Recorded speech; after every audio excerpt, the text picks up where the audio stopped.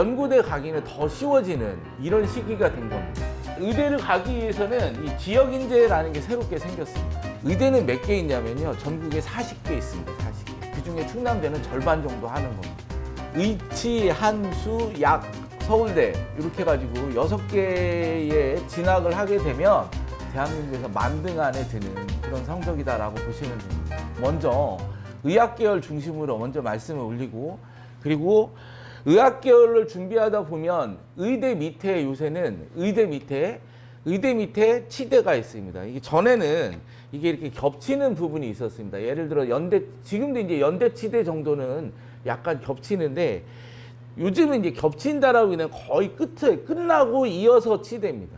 그러니까 의대 끝나고 치대 끝나고 한의대 정도 되는데, 그 한의대 때 만나는 데가 그러니까 치대의 중간하고 한의대에서 만나는 데가 그곳이 바로 이제 서울대, 고대, 연대 이렇게 보시면 됩니다.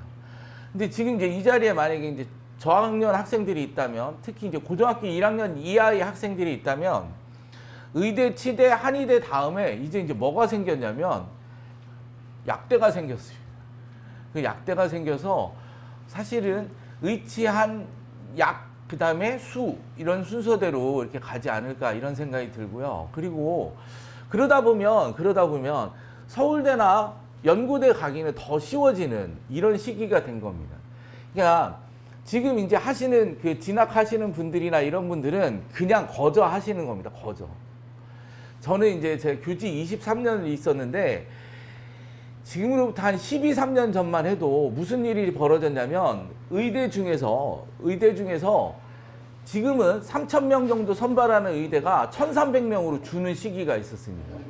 1,300명으로 줄었을 때 첫 번째 생기는 게 의대 가는 게 너무 힘들었습니다. 그 다음에 두 번째로 생기는 일이 뭐였냐면 서울대 가기도 너무 힘들었습니다.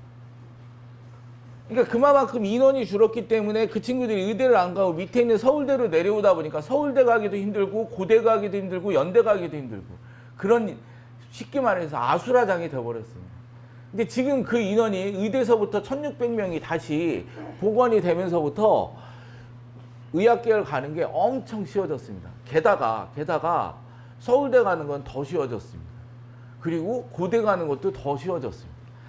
그러니까 이제 이런 식으로 이렇게 세상이, 대학교에 들어가는 이 진학 패턴이 달라지고 있다라는 거, 그 부분을 먼저 염두에 두시면서 한번 보셨으면 좋겠습니다. 한 4가지 정도인데 중간중간에 상위권 대학과 같이 이렇게 말씀을 드릴게요. 이 표는 우리나라 소위 말하는 상위권 대학들의 내용입니다. 예전에는 서울대 물리학과가 엄청 좋았습니다. 서울대 물리학과, 컴퓨터 이런 식이었는데 점점 바뀌면서 최근에 와서는 아예 고정이 돼버렸습니다. 연성가울이라고 하는 체제가 이렇게 고정이 돼버렸고요. 그러면서 이제 의대를 가기 위해서는 이 지역인재라는 게 새롭게 생겼습니다. 그래서 어떻게 보면 수능 최저만 맞추면 지역인재 가는 게 굉장히 손쉬운 이런 방법이다라고 생각하시면 됩니다. 예를 들면 지금 충남대 같은 경우는 지역인재로 학생들을 선발하는데 작년에 선발된 학생들의 그 내신 성적 기준이 큰 아이들 혹시나 입시를 해보시면 아시겠지만 1.7등급 정도가 커트라인이었습니다. 그럼 1.7이면 공부 잘하는 반에 가면 반에서 3등 정도도 1.7이 나옵니다. 그 정도. 다만 수능 최저를 맞춰야 되는 이런 식으로 이렇게 패턴이 진행이 되었었고요. 이제 의대의 라인을 이렇게 쭉 보면 아까도 말씀드린 것처럼 약 3,000명 정도 선발합니다. 3,000명. 그러니까 대한민국에서 의대를 가면 적어도 3,000등 안에는 들었구나라는 소리를 들을 수 있는 이런 규모다라고 보시면 될 것 같고요. 아까 말씀드린 것처럼 이 중간에 인원들이 이렇게 진폭이 생기는데, 여기에 나와 있는 의대가 2011년 이때만 해도 1,300명, 1,400명 밖에 되질 않았습니다. 그런데 지금 와서는 이런 식으로 올라가고 있다라는 거, 이런 부분을 참고하시면 되고요. 의대의 서열들이 있습니다. 의대의 서열들이 있는데, 의대의 서열 중에 연세대 의대가 좋다 하는 이유는 바로 제일 처음에 생겼기 때문에 그런 겁니다. 광복 이전서부터 연대 의대가 있었기 때문에 이렇게 보시면 되고요. 그리고 이화여대 의대가 뭐 몇 년 전에 무슨 일이 있어서 굉장히 저평가되고 있는데 굉장히 오래된 의대다 이런 거고요. 여기에 있는 성모병원 나와 있는 가톨릭 의대 엄청 좋은 것 같지만 사실은 보시는 것처럼 한참 뒤에 생긴 의대 순서 중에 한 10위 안에 드는 요 정도 순서였습니다. 그런데 지금 와서는 뭐 베드수라든가 학회지에 나오는 논문 연구 이런 걸 봤을 때 5대 의대 안에 들어가는 연성가을 안에 들어가는 이런 의대다라고 보시면 될 것 같고요. 지방의대에서는 경부전입니다. 경부전. 경북대가 제일 좋고 그다음에 부산대, 전남대 그리고 제가 처음에 말씀드린 충남대는 제가 알기로는 한 20위권 정도 되는 그런 의대입니다. 의대는 몇 개 있냐면요. 전국에 40개 있습니다. 40개. 그중에 충남대는 절반 정도 하는 겁니다. 우리들이 막 그런 얘기 하잖아요. 충대의대 가면 안 되는데 서울대 가니까 금방 고쳐지더라 하는 게 그 등수 차이입니다. 그렇게 이해를 하시면 되고요. 얼마 전에 서남대라는 게 있었는데 그게 이제 없어졌습니다. 그래서 40개가 아니라 이 41개로 돼버렸다라는 거 이렇게 보시면 되고요. 의대가 이제 한번 진폭이 있었습니다. 진폭이 있어서 여기 나와 있는 서울대, 전남대, 연세대 이 친구들은 물반, 고기반, 반반 이렇게 했었습니다. 그리고 여기 있는 조선대, 부산대 이런 데는 사실은 재력이 별로 안 좋았는데 정부에서 시키는 대로 했던 그런 의대였습니다. 그러다가 순천향대 이런 데는 니들 하든 말든 우린 자력으로 가겠다 해서 3개로 갈라졌다가 최근에 와서 다시 이렇게 합해졌습니다. 아직도 의전원이라고 하는 게 3개가 남아 있습니다. 3개가 남아 있는데 내년부터는 강원대가 돌아섭니다. 그래서 2개로 줄어들었다라는 것도 이렇게 참고적으로 알고 계시면 되고요. 그래서 뭐 어려우신 내용인데 어쨌든 대한민국의 의대는 40개 있다 이렇게 생각하시면 됩니다. 우리가 이제 대학을 랭킹을 잡을 때 전국에 200개 정도의 대학이 있는데 랭킹을 잡을 때 우리가 흔히 잡는 방법 중에 하나가 스카이, 서성원, 뭐 중경외시 2, 그 다음에 뭐 이런 식으로 따집니다. 그래서 뭐 이렇게 따지는데 그거 외로 따지는 방법이 있습니다. 그거 외로 따지는 방법 중에 하나가 이제 논술을 부는 대학들입니다. 대한민국에 논술을 부는 대학들이 한 30개 있습니다. 이게 자존심입니다. 그리고 또 따지는 방법이 지금처럼 의대를 따지는 방법이 있습니다. 그래서 한 40개 등수 안에 드는 대학들 이렇게 이해를 하시면 될 것 같습니다. 그렇게 한번 대략 그려보시고요. 이제 내년이 되면 인원은 크게 변동되지 않는다라는 것도 이렇게 참고적으로 확인하실 수 있고요. 그리고 의대는 수시에서는 1,800명 정도 뽑고 정시에서 1,000명 정도 뽑습니다. 1,800명, 1,000명이 잘 안 와닿으시잖아요. 이 대성고등학교 3개 정도밖에 안 됩니다. 1,000명이면. 거기가 350명 정도 되니까 그 정도밖에 선발을 안 한다 이렇게 보시면 됩니다. 어디서요? 전국에서. 그럼 대전은 뭐냐 이렇게 생각하시는데 이 자리에 계신 대전 분들은 그 입시를 할 때 어느 정도 영향력이 있냐면 뒤로 깜짝 놀라십니다. 3% 정도밖에 안 됩니다. 3%. 서울은 21%입니다. 경기도는 27%입니다. 그러니까 그 친구들 둘이 합하면 48% 대한민국의 절반입니다. 그래서 지금 문제가 생기는 겁니다. 이 우리나라 대통령님께서 이 교육을 교육대로, 대입을 교육대로 접근을 하셔야 되는데 이게 정치적으로 접근을 하신 겁니다. 무슨 말이냐면 서울에 있는 21%의 수험생들이 집이 바로 옆에 있어서 수능을 잘 보는 이런 친구들인데 내 집에 있는 대학을 못 가고 저쪽 지금 경기도나 하다못해 천안까지 가게 생긴 겁니다. 그랬더니 때는 이때다 해가지고 한 사람이 잘못을 하니까 그걸 가지고 언론에 터뜨려서 이렇게 지금 정시를 늘려놓은 겁니다. 이 순간 정시가 늘어나는 순간 사실은 대전에 있는 친구들은 수도권에 갈 확률이 더 떨어지는 이런 효과도 나타난다라는 거 이렇게 참고하시면 될 것 같고요. 어쨌든 의치한수의 라인업은 이렇게 되어 있다라는 겁니다. 자, 밑에 보시면 5,000명입니다. 5,000명. 자, 이제 5,000명입니다. 이게 이제 숫자도 또 이제 좀 익숙하셔야 되는데 어쨌든 자연계열 5,000명은 의치한수에 가면 굉장히 전문직으로 빠질 수 있는 확률이 큽니다.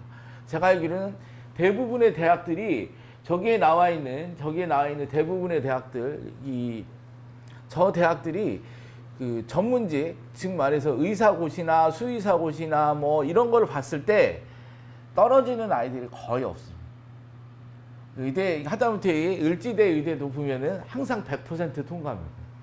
그렇게 이해를 하시면 됩니다. 이 친구들이 전부 다 사회에 나가서 라이센스를 가지고 전문직인 이런 게 종사하게 된다라는 거, 잘 안 와닿으시겠지만 사실 제가 고3자님을 한 10년 넘게 해봤는데 굉장히 고민스럽습니다. 제가 보낸 아이들이 여적 그대로입니다. 여적 그대로. 소위 말해서 대전에서 연세대 같은 데 가는 게 엄청나게 어려운 일입니다, 사실은. 그런데 제가 이제 얼마 전에도 제 제자애가 청첩장을 가지고 왔길래 이렇게 너 요새 어떻게 됐냐 하고서 저도 그 친구가 잘 안 풀리는 걸 알아서 조심스럽게 물어봤는데 연세대 공대를 나왔는데 특정 기업에 들어가려고 5차까지 그 기업은 5차까지 시험을 한 명 보는데 5차까지 가는데 파이널 2명까지 가는데 거기서 뚝 떨어졌어요. 그래서 이제 애가 이제 힘들어가지고 어딜 갔냐면 코레일에 들어갔습니다. 그 정도 이력이 되면 코레일에 정식 직원이 됐는데 코레일에 갔는데 대입, 고입 이렇게 분류를 해서 선발을 했는데 갔더니 똑같은 일을 시키더라고요. 또 그만뒀다고 하더라고요. 그래서 너 요새 뭐 하냐 그랬더니 무슨 말씀드려도 되나? 무슨 어디 협회에서 만든 언론사가 있는데 거기에 일한다고 하더라고요. 연대 나와서 그 친구가 참 그 연세대 그 입구를 백양로라고 지금 이제 많이 고쳐서 막 요새가 됐어요. 지하가 돼가지고 지하로 쫙 돼 있는데 제가 보기엔 대학 중에 연대가 제일 캠퍼스가 좋지 않은가 싶은데 거기 다니면서 그 친구가 그거 할 거라고 생각을 했겠냐고요. 쉽지가 않습니다. 그러려면 전문직으로 가는 것도 괜찮습니다. 자, 여하튼 5,000명입니다. 근데 서울대가 3,360명 정도 됩니다. 그러면 대한민국에서 서울대까지 현재 가는 아이들은 그래도 대한민국에서 어쨌든 간에 그 8,000등 정도 이렇게 되는데 이제 고등학교 1학년부터 약대가 또 1,700명이 늘어납니다. 그러면 의치, 한수, 약, 서울대 이렇게 해가지고 6개에 진학을 하게 되면 대한민국에서 만등 안에 드는 그런 성적이다라고 보시면 됩니다. 그래서 여기 어린 친구들 있는데 꿈을 크게 잡아서 한번 만등에 도전하는 것도 도움이 되지 않을까 이렇게 생각이 들고 이게 이제 말씀드린 약대 그 인원에 해당이 된다라는 거. 아직까지 뭐 이게 편입생들이 있습니다. 편입생들이 있는데 이런 식으로 약대도 편입이 됩니다. 그래서 혹시 주변에 대학교 1학년, 2학년 화학과 이렇게 다니는데 고민하면은 얘야 너 약대 생기니까 빨리 한번 편입 한번 해봐라. 누구 조카나 있으면 한번 얘기해 보는 것도 좋은 의견이 되고요. 일단은 의학계열 전체적인 개요에 대해서 정리를 해드리면 예전에 비해서 2,000명이 늘어났습니다. 이게 참 거저입니다, 거저. 전에는 이게 엄청 힘든 인원이었거든요. 근데 지금은 엄청 쉬워진 그런 인원입니다. 대전에만 해도 2,000명이면 아까 제가 말씀드린 것은 3%입니다. 3%면 60명 정도가 더 갈 수 있습니다. 대전의 고등학교가 47개입니다. 근데 솔직한 얘기로 47개 고등학교에서 한 명씩 다 가는 게 아니라 좀 이런 말씀 드려서 그런데 요 주변에 있는 몇 개, 한 15개의 학교들만 요 혜택을 누리게 되면 한 학교당 3명, 4명씩 가게 됩니다. 그러면 또 이제 여기서 무슨 일이 생기냐면 자연계열은 보통 한 학교에 6학급이나 뭐 많아야 8학급 됩니다. 그러면 한 반에 한 명씩은 의대나 이런 데를 더 갈 수 있는 그런 환경이 돼버린 겁니다. 그러니까 이제 저는 이때 했거든요. 이때 10년 전에 하다 보니까 1,300명 일단 하다 보니까 진짜 의대 분해를 하면 진짜 힘들었는데 요즘 후배 선생님들은 그냥 쓰면 다 되는 줄 알더라고요. 근데 이게 그렇지가 않습니다. 이게 단계적으로 보면 굉장히 어려운 진짜 고난의 길이 아니었나 이런 생각이 들고요. 거기다가 이제 지역인재라는 게 새로 생겼기 때문에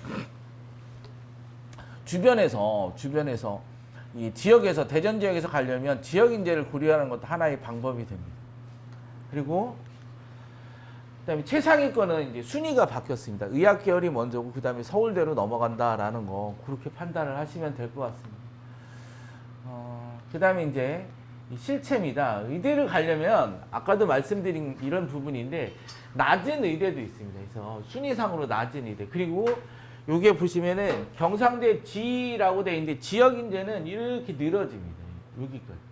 굉장히 성적이 낮은 학생들. 그래서 아까 제가 좀 전에 말씀드린 것처럼 지역 인재를 가는 게 굉장히 유리한 방법이다라는 거 그렇게 이해를 하시면 될 것 같고요.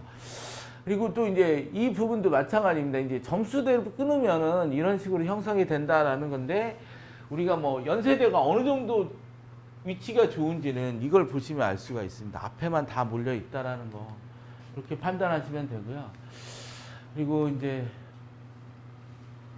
우리가 이제 그 또 하나 이제 유의하셔야 될 게 의학계를 볼 때 이 점수를 보시는 방법입니다. 점수를 보시는 방법인데 제일 위에 나와 있는 게 이제 단국대입니다. 단국대. 단국대에 보면 의대, 치대가 같이 있습니다. 그래서 의치대가 같이 있는 데다가 단국대는 위치 자체가 천안입니다. 서울에서 전철 한번 타면 빨리 오는 것도 있습니다.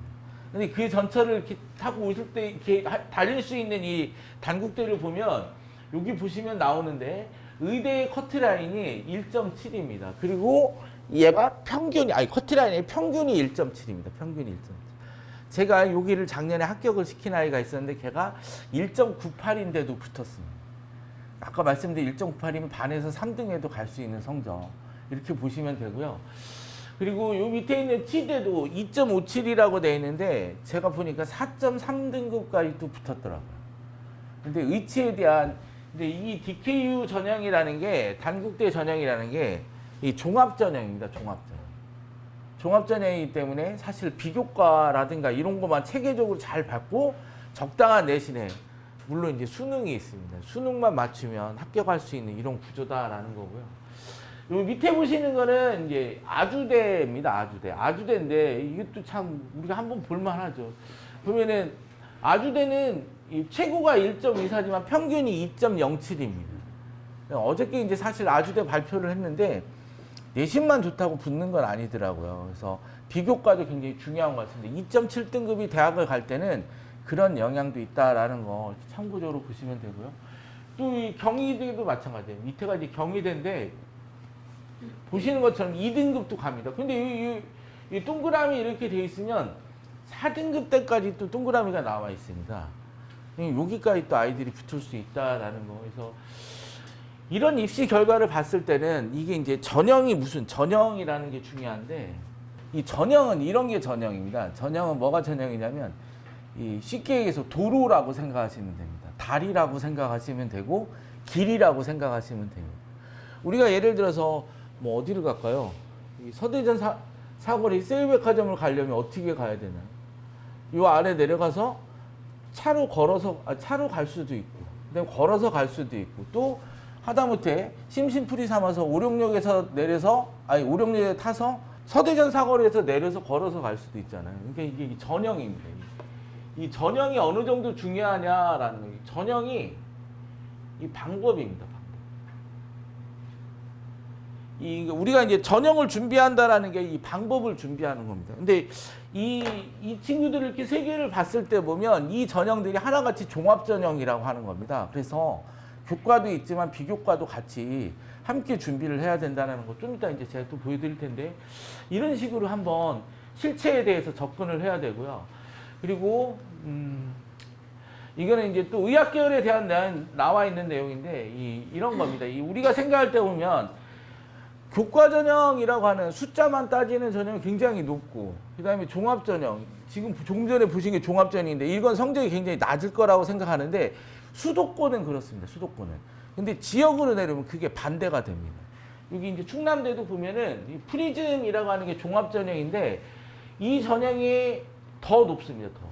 더 높고 밑에 있는 일반 전형이라는 게 더 낮은 이런 점수를 보여줍니다. 그래서 그런 것도 고려를 하셔야 되고요. 이게 전형에 따라 달라진다는 걸 보셔야 되고요.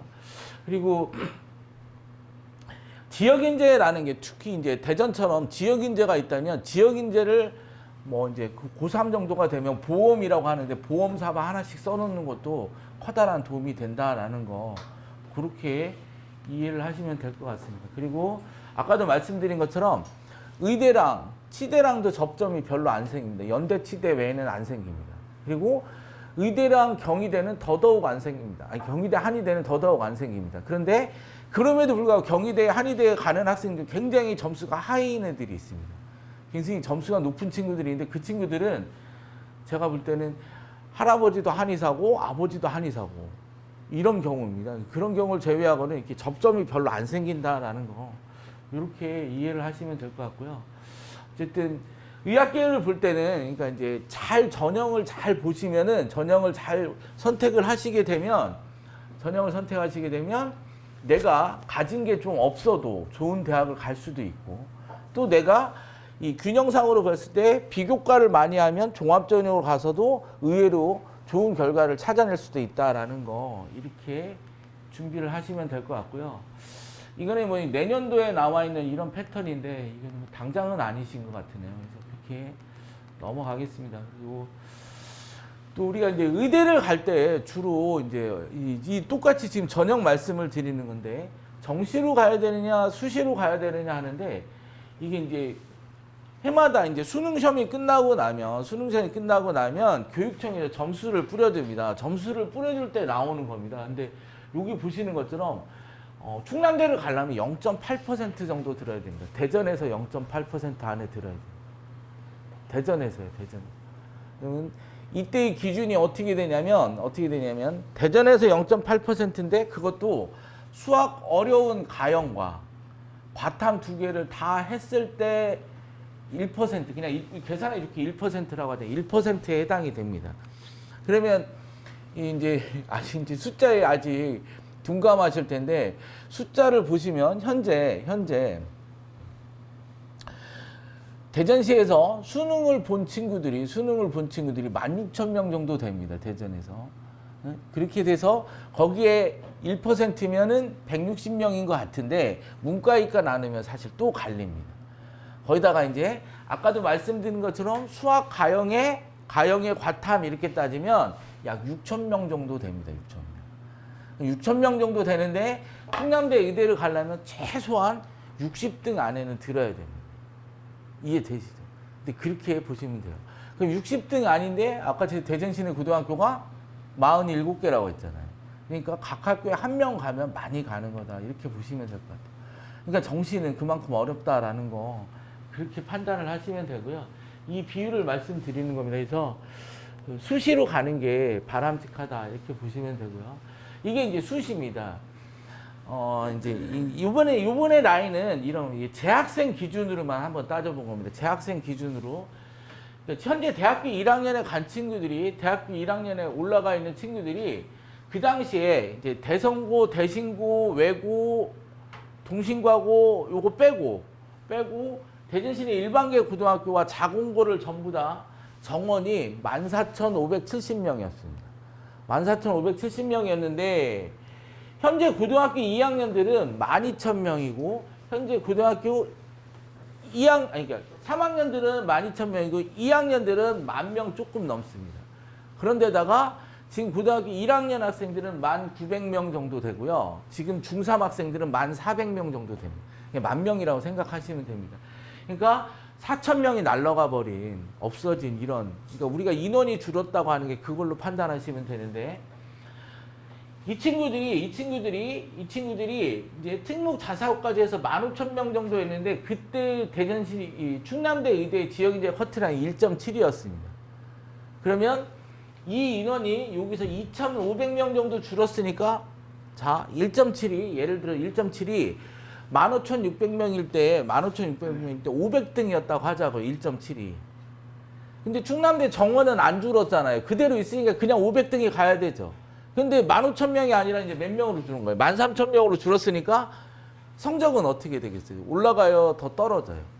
더 나가겠죠? 뒤로 나가는 겁니다. 그리고 고등학교 2학년들은 더 뒤로 나가겠죠. 그쵸? 이게 이제 하나의 원리가 된다라는 거 이렇게 판단하시면 될 것 같고요. 그리고 이제 충남대학교 같은 경우 보면은 예를 들어 지역인재라는 게 있습니다. 지역인재라는 게 있는데 그 지역인재가 말로는 충남대학교 지역인재는 대전, 세종, 충남북 4개 지역이 다 쓸 수가 있는 겁니다. 4개 지역이 다 쓸 수가 있는 건데 쓰기는 지역인재라고 쓰지만 합격자를 보면 대전인재입니다. 대전인재. 이해되시죠? 그러니까 이만큼 이런 얘기하면 아까도 제가 처음에 말씀드렸잖아요. 둔산지구하고 이쪽하고 좀 차이가 난다고 했잖아요. 대전하고 안 대전하고도 많이 차이가 나는 거예요. 이렇게 판단하시면 됩니다. 여기 충남대만 그러느냐? 이 순천향대도 있습니다. 순천향대도. 요게 이제 지역인재입니다. 요게 순천향대 지역인재인데 제가 여기를 보시면 합격자 23명 걸 갖고 있는데 그 중에 17명이 대전 학생들이에요. 나머지는 뭐 별거 없습니다. 충남만 이렇게 돼 있습니다. 충남에서 이제 4명이 순천향대에 붙었는데 이 친구들이 대전 충남대를 쓰느냐? 제가 볼 때 거의 안 씁니다. 참 이런 말씀도 또 드려도 되나 모르겠지만 충남에서 4명이 생겼을 때는 거의 천안이나 아산 쪽에 학력이 좋은 지역의 아이들이 생기는데 거기서 순천향대 의대에 붙는 아이들은 부모가 다 의사든가 아니면 뭐 수업료 안 내도 되는 그런 직장에 있는 그런 분들입니다. 근데 그 친구들이 등록금 200만 원 더 싸다고 해서 충남대까지 대전으로 내려오지 않습니다. 다 그냥 순천향대에 머무르게 된다라는 거 그렇게 판단하시면 되고요. 뭐 다 마찬가지입니다. 건양대도 없습니다. 그리고 을지대도 거의 없다라는 거 이렇게 판단하시면서 보시면 될 것 같고요. 그런데 이제 이런 지역들의 공통점은 뭐냐면 수능만 통과하면 거저 먹습니다. 수능만 통과하면 그냥 거저 가는 겁니다. 그러니까 예를 들어서 수능 통과해야지 이 방 안에 들어와 있는 거고 나머지는 아무 해당 쳐다도 안 보는 이런 식으로 되어 있습니다. 수능 통과하는 비율이 어느 정도냐면 이 대전 말고 전남대처럼 광주의 경우에도 23, 4%밖에 안 됩니다. 그럼 대전은 얼마냐? 대전도 24%밖에 안 됩니다. 24%. 그럼 24% 우리 계산해 줄게 그냥 20%라고 하자고요. 내신 좀 좋을 테니까. 그럼 이런 겁니다. 이게 어떻게 되냐면 예를 들어서 23명을 선발하는데 23명을 선발하는데 경쟁률이 10대 1이 나와서 230명이 왔다고 하잖아요. 그럼 230명 중에 몇 퍼센트만 통과한다고요? 20%. 그러니까 46명만 통과하는 겁니다. 그런데 충남대학교 모집 정원은 23명인데 추가 합격이 몇 명 정도 생기냐면 13명, 14명 정도 생깁니다. 그럼 23 더하기 13 하면 36명이 되죠. 그러면 통과 안에는 이 방 안에 들어와 있는 애 46명밖에 안 되니까 사실 10명 빼고는 다 붙는 게 되는 거예요. 그런데 올해는 인원이 또 줄어들었으니까 점점 통과하는 인원이 줄겠죠. 근데 충남대 정원은 어떻게 돼요?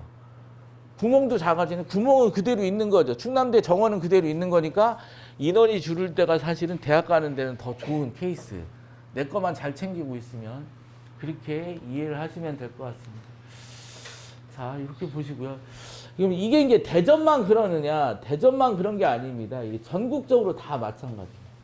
전국적으로 다 마찬가지인데 이게 이제 특히 이제 고려대학교 의대가 이제 굉장히 만만한데 고려대학교 의대도 수능 통과율이 24% 정도밖에 되지가 않습니다.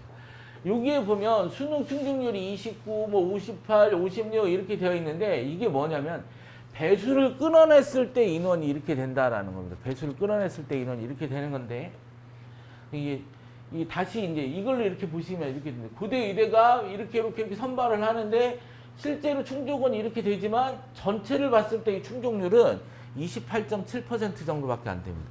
30%라고 하자고요. 계산하기 좋게. 30%가 되면 이런 일이 벌어집니다. 고려대학교가 이제 내년에 바뀝니다. 이제 배수가 없이 전체를 다 뽑는 인원이 생기는데 만약에 34명을 뽑는다고 했을 때 고려대학교 무슨 일이 생기냐면 서울대가 몇 명을 선발하면 105명 정도 선발합니다. 자, 아까 고려대 위에 대학이 뭐 있다고 그랬어요? 의대 측에는 서울대 말고 연성가울 4개 있다고 그랬죠. 얘들의 숫자가 몇 명이냐 따지는데 울산대나 뭐 이런 데는 안 따지더라도 보면은 105명, 연세대 83명, 고려 가톨릭대 40명. 그래서 전부 다 228명입니다. 228명인데 고려대학교가 예를 들어서 34명을 선발해서 15대 1의 경쟁률이 나오면 500명이 돼버립니다. 그쵸?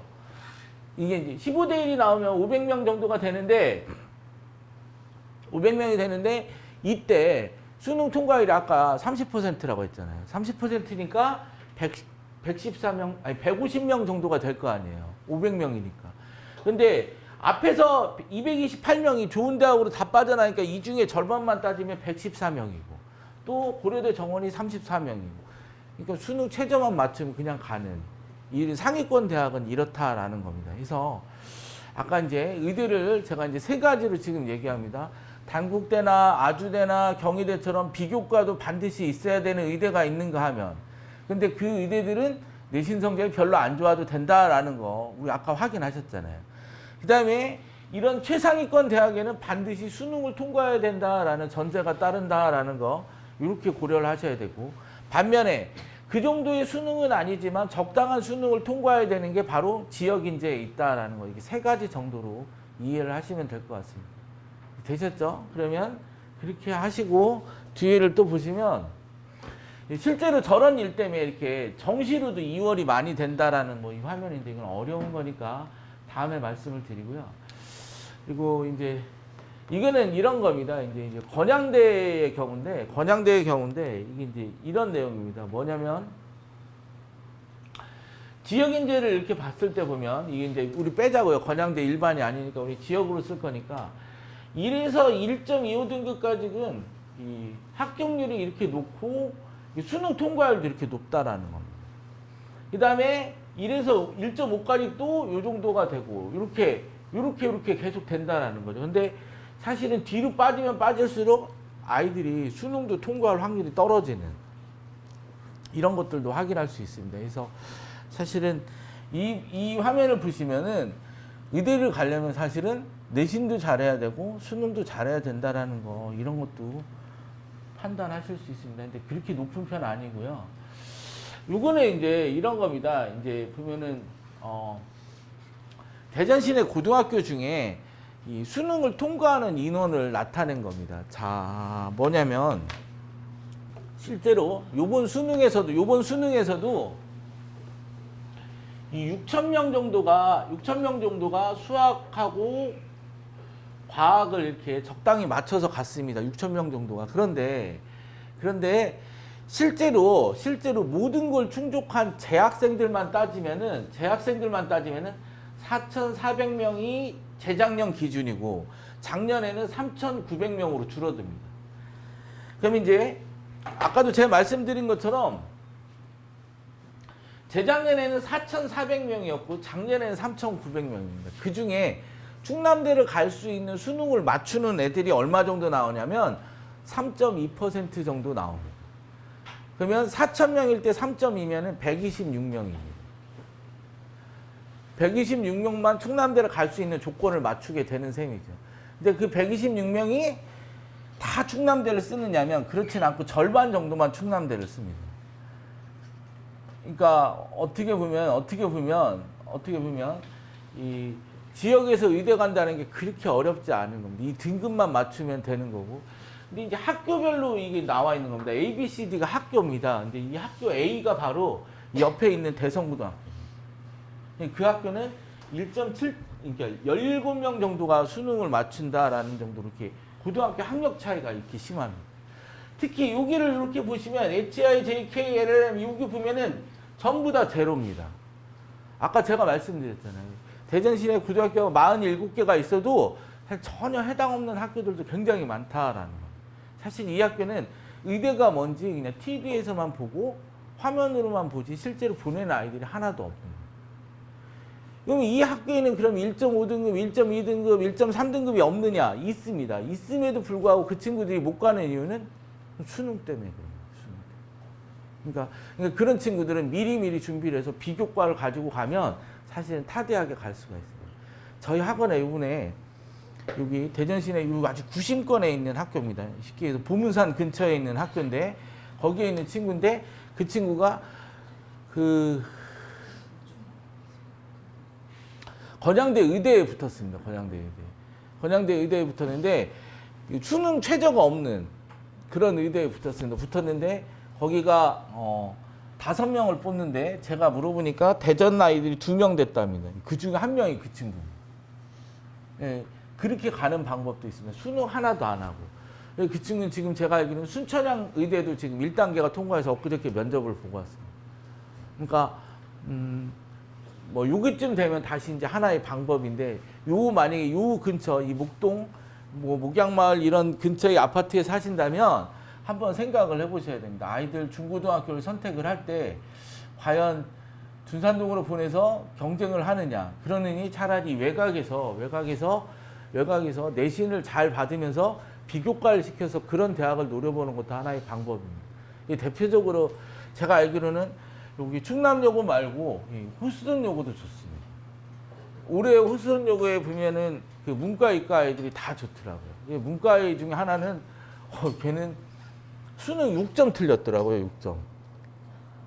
그런 아이도 있더라고요. 우리가 보면은 항상 보면 충여가 더 좋고 호수동여고는 별로고 막 이렇게 생각하시잖아요. 근데 꼭 그런 것만은 아니니까 한번 지역에 맞춰서 특히 이 지역 이 목동, 중천동, 오류동 이쪽 지역이 여학생들에 대해 굉장히 유리한 지역입니다.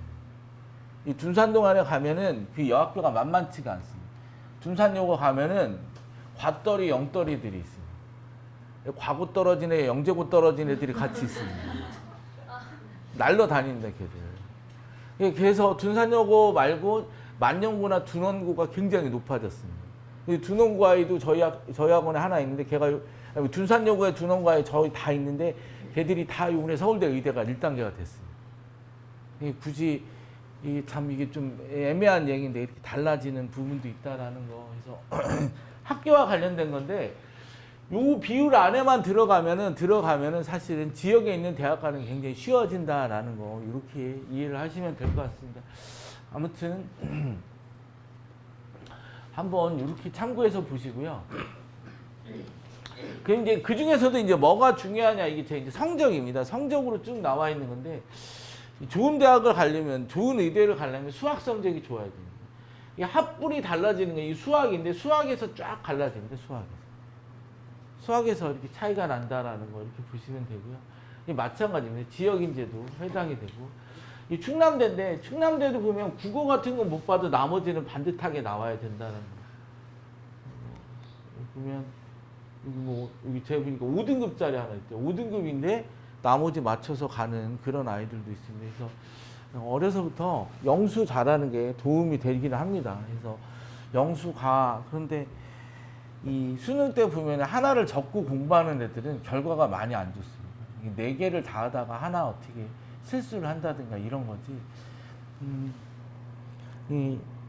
저도 뭐 굉장히 막 똑같아요. 부모님하고 똑같은 심정인데 아이들 다 잘 볼 줄 알았는데 이제 가채점 뭐 실채점 성적표 나온 거 갖고 오는 애들 보니까 아유 진짜 아이들이 고생한 거에 비해서 결과가 안 좋은 애들 많이 있더라고요. 근데 그 친구들 보면은 이 재학생 고3 때는 아이들이 긴장감이 높아서 시험을 잘 못 봅니다. 실제로 잘 못 봐서 재수양하고 많이 차이가 납니다. 근데 재수한 친구들은 요령이 생겨서 그렇지가 않더라고요. 그렇게 판단하시면 되고요. 자, 이제 바뀌었습니다. 조금 바뀌어서 실제로 이제 앞으로 수능, 특히 이제 중학교 3학년, 중학교 2학년들은 이런 수능을 치르게 됩니다. 이런 수능을 치르게 되는데 이 미적분, 기하 이렇게 나뉘는 이런 수능. 그래서 미적분이 핵심입니다. 이게 여기 혹시 중3 학생들이나 있으면은 나중에 중3 때 고등학교를 선택할 때 미적분이 언제 하는지가 굉장히 중요합니다. 어떤 고등학교마다 미적분을 2학년에 놓는 경우가 있고 3학년 1학기에 놓는 경우가 있거든요. 근데 제가 지금 이렇게 쭉 보니까 2학년 2학기 때 놓는 학교가 굉장히 좋습니다. 그래서 앞으로는 2학년 2학기 때가 교육과정을 마치고 고3 때는 수능만 하는 이런 걸로 바뀌는 이런 걸로 되지 않을까 이런 생각이 드는데 그렇게 보시고요. 그리고 이제 아까도 계속 말씀드리면 수학이 최고입니다. 수학이 최고다라는 거 말씀드리려는 게 사실 2020하고 19 대학교 1학년 현재 고등학교 3학년의 비교인데 비교를 이렇게 해보시면은 여기 과학 탐구 인원을 한번 보시면 이 26만 명이었던 친구들이 23만 명으로 줄어버렸습니다. 3만 명이 줄었습니다. 3만 명. 자연계획이. 문과는 15,000 정도밖에 안 줄어 45,000명이 지금 줄었거든요. 그러니까 현재 고3하고 지금 대학교 1학년 학생들하고 45,000명이 줄었어요. 45,000명 하니까 안 놀라시네. 대전의 3배입니다. 대전의 3배가. 대전 같은 도시 3개가 없어진 겁니다. 재작년에 수능 때는 지진 때문에 애들이 연기를 했는데 올해는 자 이제 지난 언제요? 11월 14일 날 수능 시험 봐 그랬더니 대전 같은 도시 3개 애들은 그냥 안 본 거예요. 그냥 아무것도 안 하고 그냥 논 거예요, 그날. 그게 이제 얼마나 영향이 더 커지냐고. 내년 되면은 그런 도시가 2개가 더 늘어나. 인원이 점점 인원은 줄고 대학교 정원은 그대로 있고.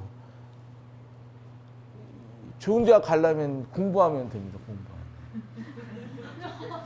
엄청 가기 쉬워진 세상입니다. 지금. 근데 그거를 너무 쉽게 생각을 안 하더라고요, 진짜. 근데 그렇게 인원이 줄어들었어요. 줄어들었는데 그거를 실제로 안 느끼고 막 하는 것 같더라고요.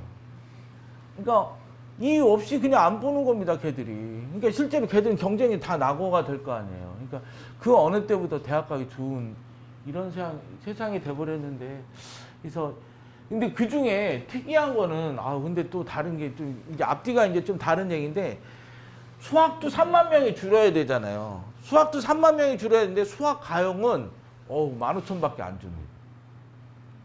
그러니까 그 정도로 상위권들은 그대로 남아있는, 절반은 남아있는. 그래도 15,000원이라도 어디예요? 대전 시내 하나 없어진 거잖아요. 이게 그것도 한번 고려를 하셔야 됩니다. 그래서 요번에 수학이 1, 2등급 범위 내에 있는 아이들이 1, 2등급 범위 내 아이들이 소위 수학 상위권 아이들이 2,200명이 증발됐습니다. 그래서 그 부분도 고려하셔야 되지 않나 싶고요. 근데 이제 수능을 본다는 게 쉽지만은 않습니다. 수능을 본다는 게 쉽지만은 않은데 이게 뭐냐면은 이 졸업생들이 성적이 엄청 좋습니다. 아까도 제가 말씀드린 재학생들은, 그러니까 재학생 중에 수능 잘 본 애들은 아무튼 박수 쳐줘야 됩니다. 이게 재작년 결과고요. 작년도 많이 차이가 나더라고요. 근데 이제 올해는 좀 상황이 달라졌습니다. 올해서부터는 수능이 그렇게 어렵진 않습니다. 우리가 수능이 어렵다 쉽다를 뭘로 판단하냐면 졸업생과 재학생의 만점자 비율로 보면 알 수가 있습니다. 그러니까 올해 이제 작년에 만점자가 9명이었습니다. 어려웠으니까 9명이겠죠. 그런데 졸업생이 5명, 재학생이 4명밖에 없었습니다. 그만큼 졸업생한테 강한 시험이었던 거죠. 근데 올해는 만점자가 15명입니다. 근데 그 중에 재학생이 13명입니다. 그러니까 이제는 굳이 졸업생들보다는 상위권 아이들도 굉장히 유리할 수 있는. 제가 이래봬도 2010년도에 수능본부를 한번 갔다 왔습니다. 수능 출제본부를 갔다 왔는데 제가 그때 딱 느낀 게 아이쿠 이거는 아무나 할 수 있는 게 아니구나라는 생각이 들더라고요. 이 아무나 할 수 있는 게 아닙니다. 그때 제가 이렇게 딱 느낌을 봤을 때는, 근데 그때 느낀 게 뭐냐면 수능 시험이 며칠 밤새고 한두 달 준비한다고 해서 그게 되는 시험이 아니다라는 걸 제가 느꼈습니다. 그런데 그 정도로 출제를 하는 건데 비율은 이렇게 나오고요. 또 혹시나 이제 남녀공학 가지고도 생각을 하시는데 남자는 남자, 여자는 여자 따로 가야지 그래 공부를 잘하는 것 같습니다. 남녀공학 보내면 이렇게 됩니다.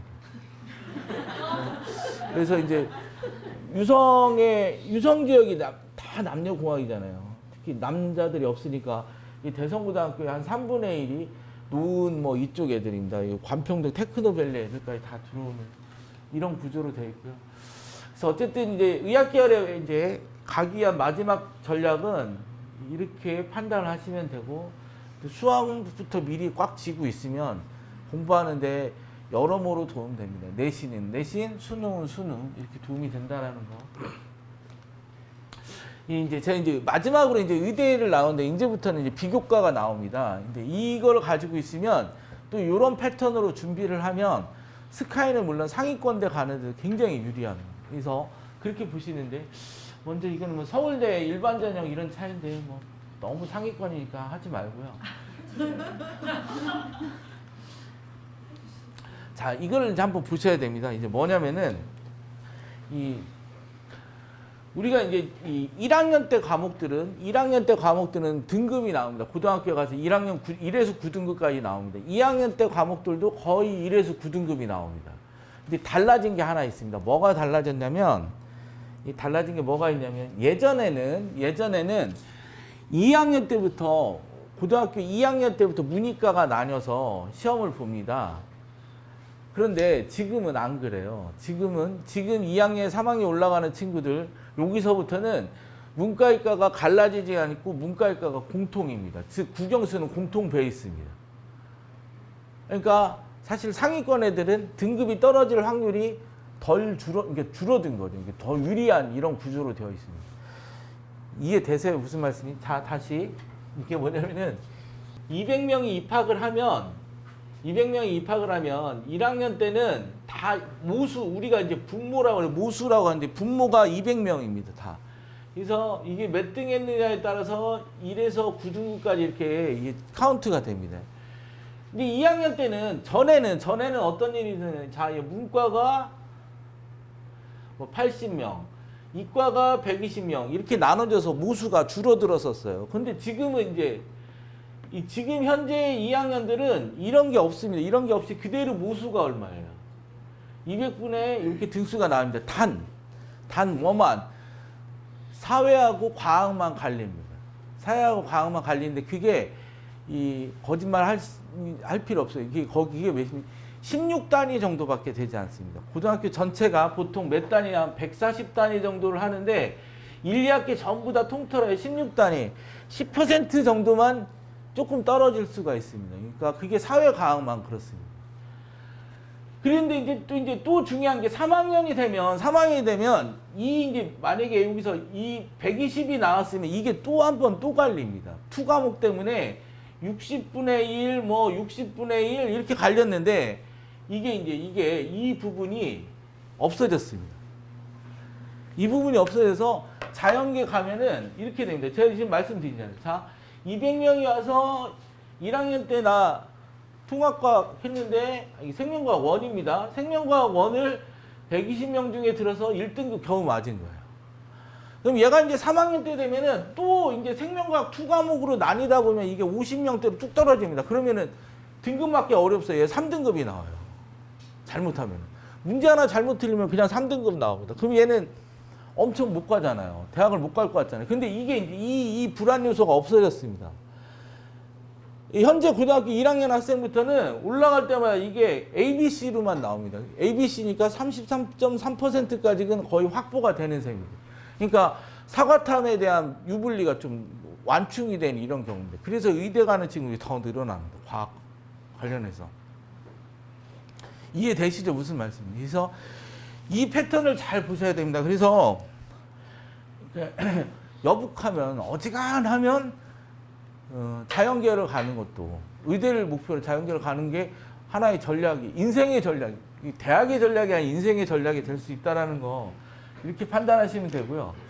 자, 이제 그러기 위해서는 어떻게 해야 되느냐, 이 교과 활동에서 학교생활기록부의 색깔을 쫙 입혀야 됩니다. 학교생활기록부의 색깔. 뭐 한간에는 비교과가 이제 없어져서 뭐 지금 현재 중학교 2학년 학생부터는 비교과 필요 없다 하는데, 뭐든지 다 그렇습니다. 서울 안 가본 사람들 얘기입니다. 서울 가본 사람들 얘기 들어보면은 안 그렇습니다. 물론 이제 비교과는 없어졌다라고 뭐 그렇게 그 표현이 맞나요? 저는 틀렸다고 생각하는데 그렇게 표현하는 것도 일리는 있다고 생각해요. 근데 이 비교과가 아니라 다 연결이 돼야 됩니다, 지금. 그러니까 이게 이제 자율 진로 이게 이제 비교과입니다. 소위 말해서.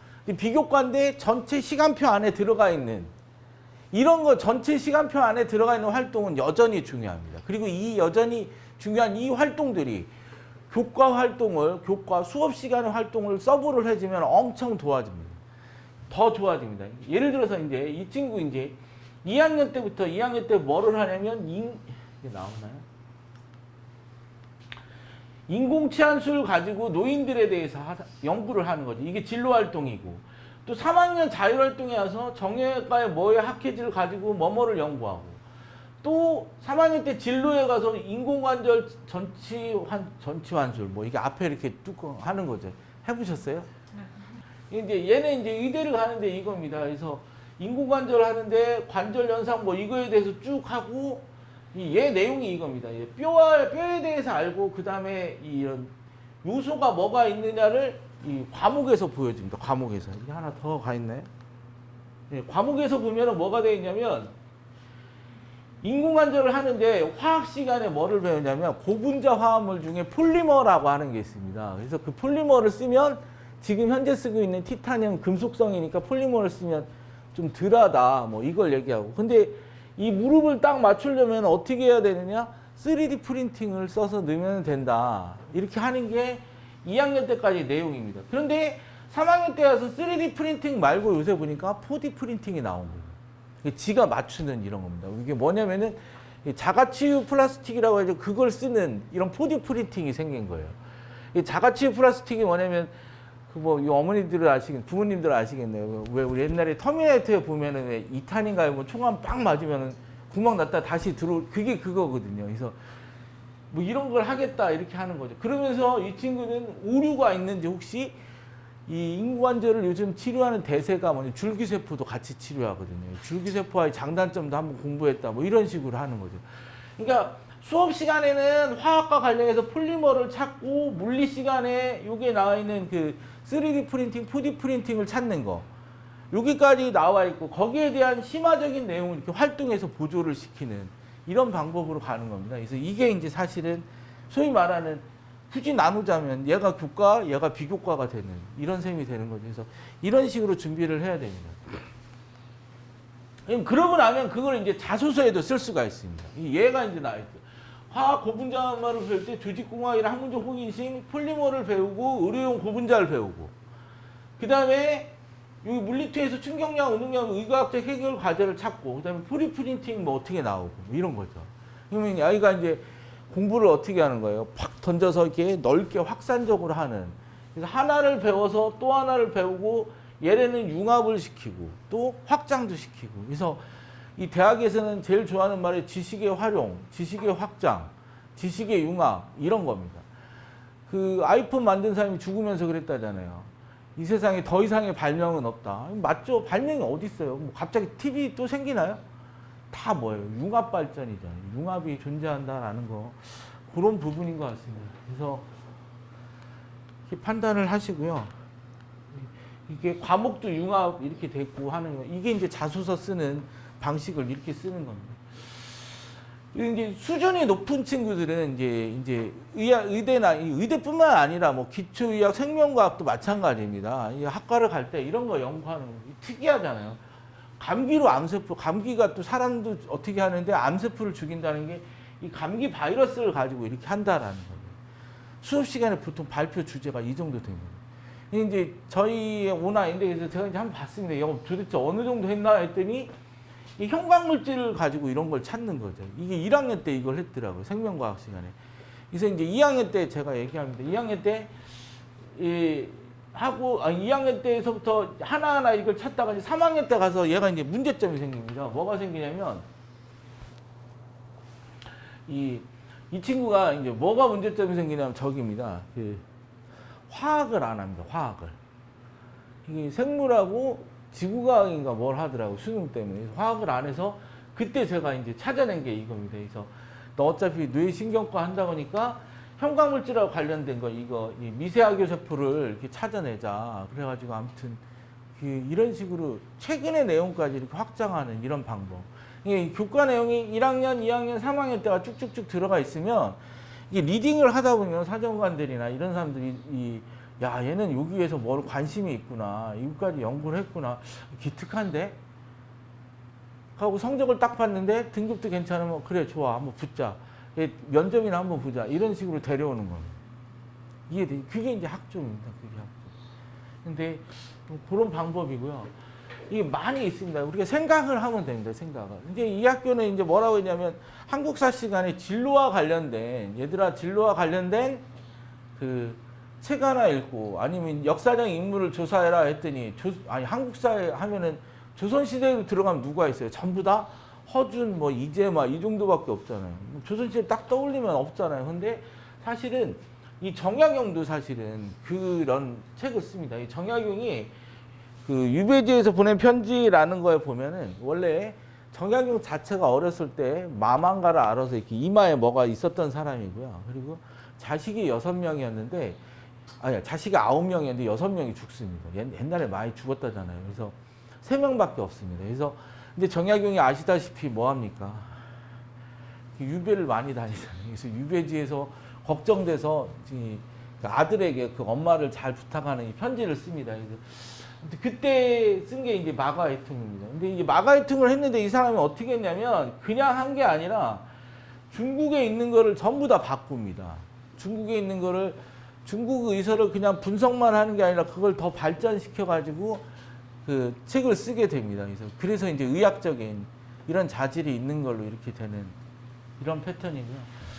그걸 가지고 서울대 자소서에 보면 4번이 독서입니다. 의미 있는 독서 활동인데 거기에 이런 걸 쓰는 거죠. 그러면은 서울대에서는 정약용의 의사, 정약용의 업적을 중시하는 게 아닙니다. 정약용이 공부한 방법입니다. 청나라 거를 그대로 받아들인 게 아니라 여기에 보면은 그렇게 나와 있을걸요. 그리고 간절함이 일단 담겨 있고 그 사람이 간절함이 담겨 있고 중국 의서만을 따르는 당시의 치료법을 부정하고라는 말이 나옵니다.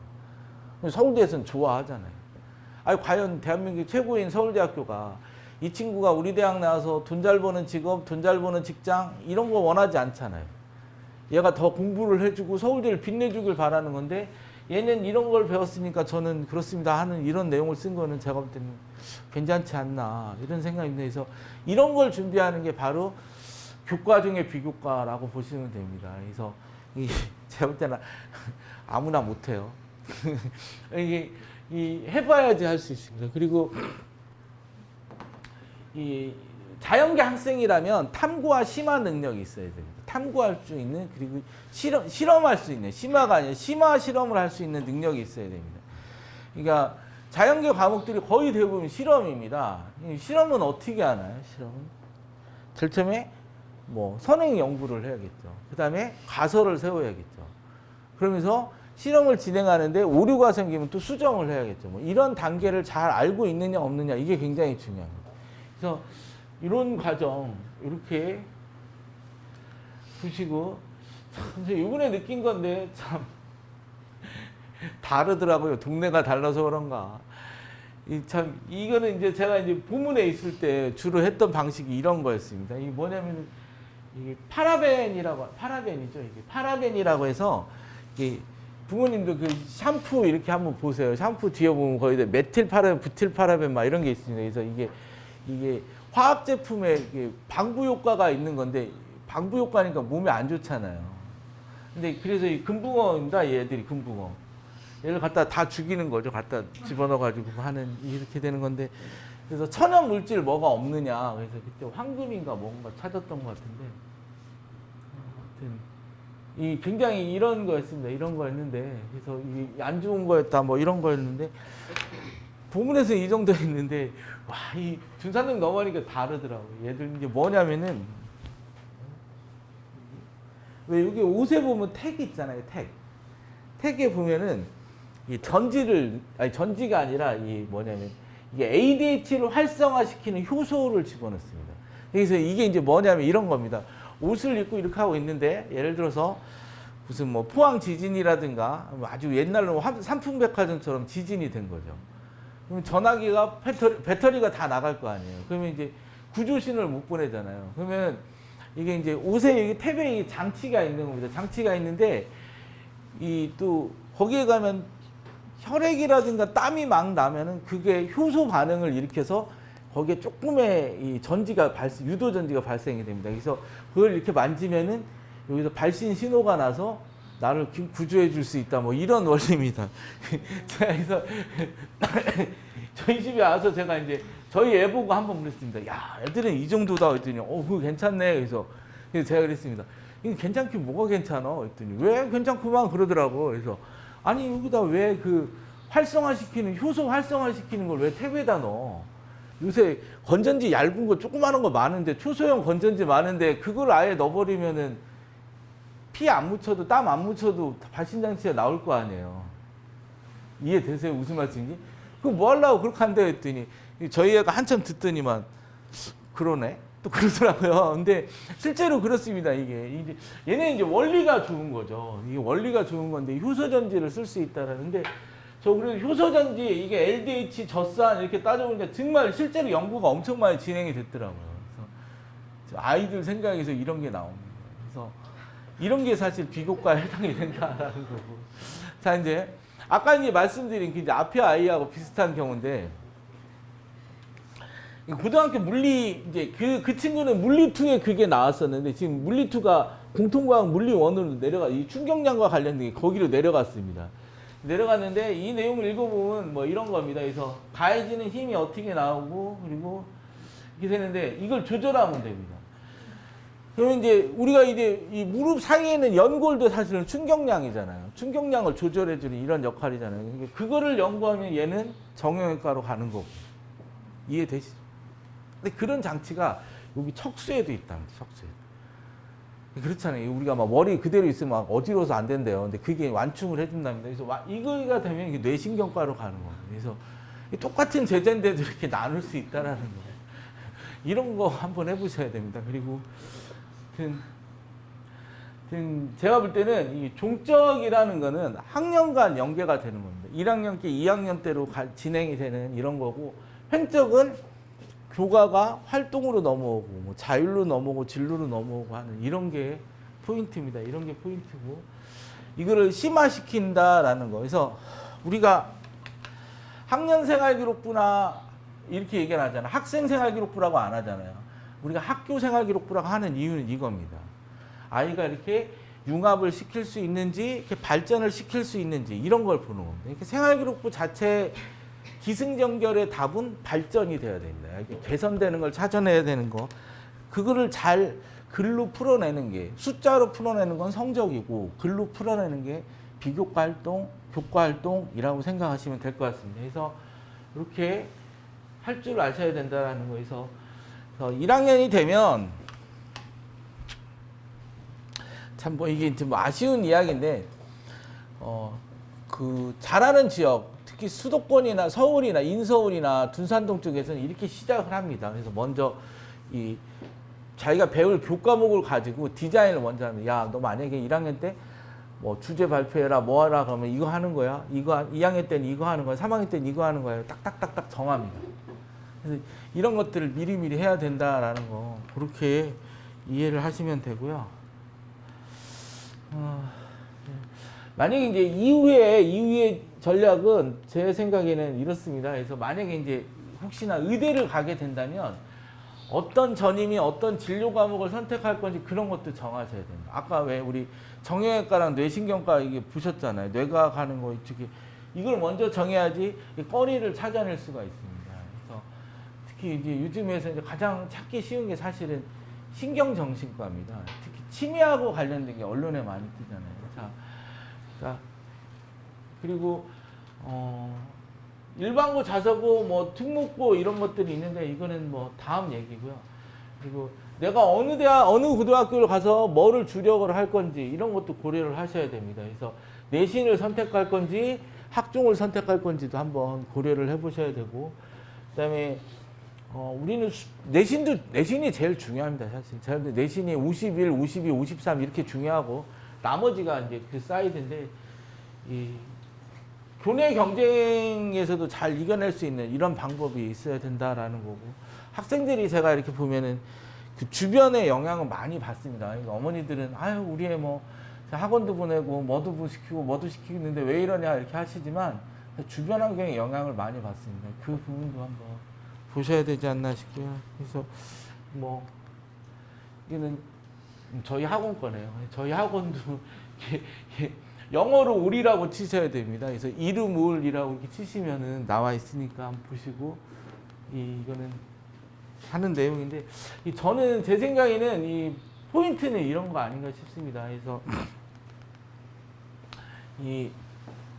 우리가 생각할 때 단순하고 간단하다라고 생각하면 안 됩니다. 그리고 또 아까도 제가 말씀드린 유경험자 얘기를 꼭 들으셔야 됩니다. 했던 사람들의 얘기를 들어야 되고, 근데 유경험자가 이거를 이제 만약에 유경험자라는 게 뭐냐면은 주변 분들의 어머니 얘기를 잘못 들으시면 편협한 이야기에 접근하게 되십니다. 근데 이런 사례를 곰곰이 보시면은 일반적인 원로는 여기에 해당이 됩니다. 그래서 특히 중3까지는 제가 볼 때는 봉사활동이 여전히 존재하고 또 개인 봉사가 특히 여전히 존재합니다. 그래서 오늘은 제가 그 얘기가 빠졌는데 학생들이 그런 봉사는 할 줄 알아야 됩니다. 충남대학교 병원에서도 치매 봉사 같은 거 학교에 공문 내려서 동아리 만들어주고 그럽니다. 그래서 그런 거 스스로 하다 보면 도움이 되고요. 그리고 학교에 정작 가서도 학생들이 그 토론이라든가 발표하는 거에 굉장히 익숙해야 됩니다. 그래야지 그게 아까 말씀드린 교과 세특에 적히는데 굉장히 도움을 받을 수 있다 이렇게 보시면 됩니다. 또 그리고 이제 주부를 잘 판단하셔야 됩니다. 뭐가 주고 뭐가 분지를 판단하셔야 됩니다. 지금 우리가 교과 세특을 쓰는데 아이가 너무 빠지면은 안 됩니다. 이게 이제 그 아이들은 사실은 재능이 있는 겁니다. 그런 아이들 때문에 학종이 계속 존재가 돼야 되는데 우리 대통령님께서 뭔 생각인지 이걸 지금 바꾸셔서 지금 큰 파장인데 이게 무슨 말이냐면 이런 겁니다. 뭐냐면 학생들이 숙제를 내면은 밤에 1시간 뭐 이렇게 뭐 30분 요거만 딱 하고 끝내야 돼요. 비교과 활동이라든가 이런 걸 하게. 아니면 주말에 간단하게 하고 이래야 되는데 아이들이 재밌습니다. 하다 보니까. 재밌잖아요. 이거 찾으니까 또 나오고 밤새입니다. 그럼 다음날 학교가 주무십니다. 그러면 그 시간에 아무리 잘해도 그 보고서 이런 거 가지고 가봤자 선생님이 뭐라 하냐. 야, 너 수업 시간 잠만 자는데 이거 네가 한 거 맞아? 뭐 이렇게 나옵니다. 이게 앞뒤가 이게 주부가 바뀌는 경우가 많습니다. 그 선을 잘 잡아주셔야 됩니다. 그냥 언론 자료 정도만 보고 해도 됩니다. 사실 학생들은. 근데 너무 지나치게 들어가면 그냥 폐악이 될 수 있다라는 거 그런 부분도 이해를 하시고 이 사실은 다음 기회가 되면 또 사례를 보여드릴 텐데 너무 이제 주제가 높은 거라 좀 죄송하기도 한데 핵심은 그렇습니다. 핵심은 이 대학을 갈 때는 전형을 미리 생각해야 되고 거기에 맞는 고등학교도 고려를 하셔야 된다라는 거고 그리고 처음에는 3개 다 하셔야 됩니다. 내신도 하셔야 되고 비교과도 하셔야 되고 수능도 하셔야 됩니다. 근데 이게 1학년 1학기, 2학년 1학기, 2학년 1학기 그러니까 1에서는 1년은 가도 됩니다. 1년은. 그 다음에 2학년 1학기, 2학년 2학기 이때 이 터닝 포인트가 있습니다. 그때 바꾸시면 됩니다. 근데 제가 보기에는 안 받고 그냥 가는 친구가 제일 성공하는 길입니다. 그래서 그 부분 유념하시고 또 말씀드리기가 좀 그런데 제가 있는 지역만 해도 대단하십니다. 부모님들. 하루아침에 되진 않습니다. 여기 보시는 것처럼 서울대학교하고 연세대학교는 수능 최저 학력 기준도 없습니다. 서울대학교 입학사정관들 돌아다니면서 아예 그냥 까놓고 얘기합니다. 뭐라고 하냐면 참 애석하게도 현재 서울대학교를 진학하려면 학생 스스로 힘만으로는 좀 어렵습니다. 이렇게 얘기를 합니다.